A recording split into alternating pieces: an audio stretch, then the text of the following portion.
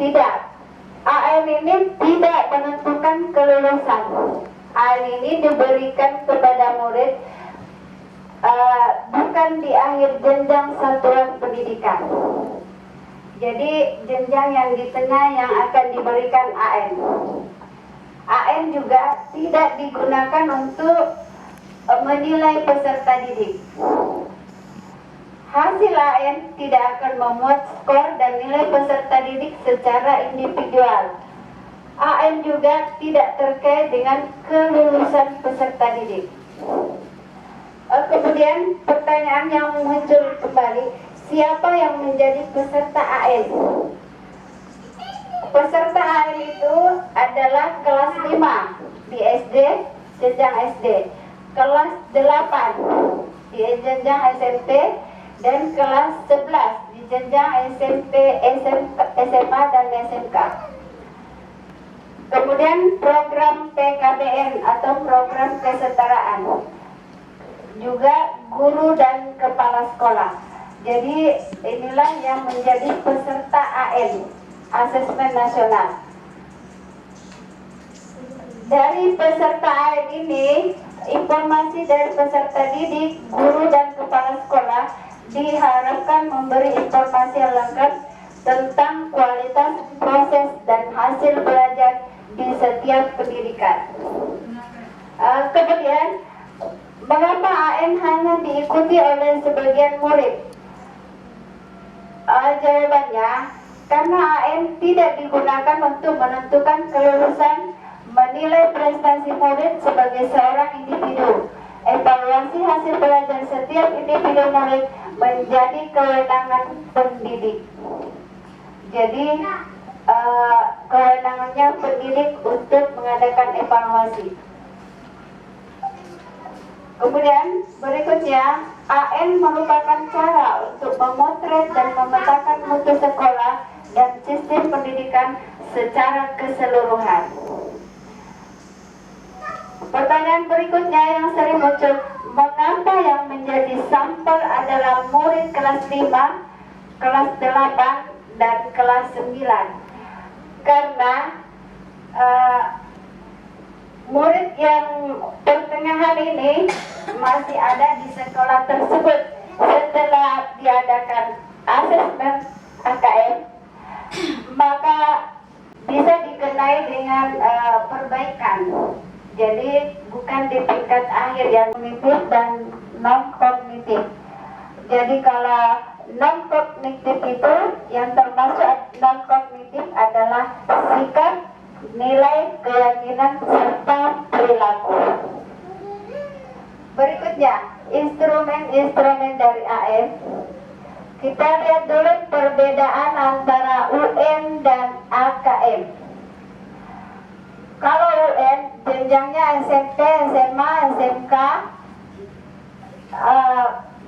Jika AKM itu adalah SD, mulai dari SD, SMP, SMA, SMK.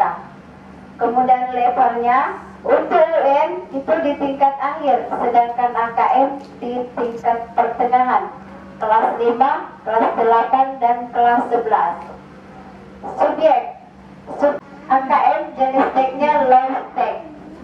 Kemudian model soal. Model soal untuk UN adalah pilihan ganda dan isian singkat. Kalau AKM pilihan ganda, pilihan ganda kompleks, menjodohkan, isian singkat, dan uraian.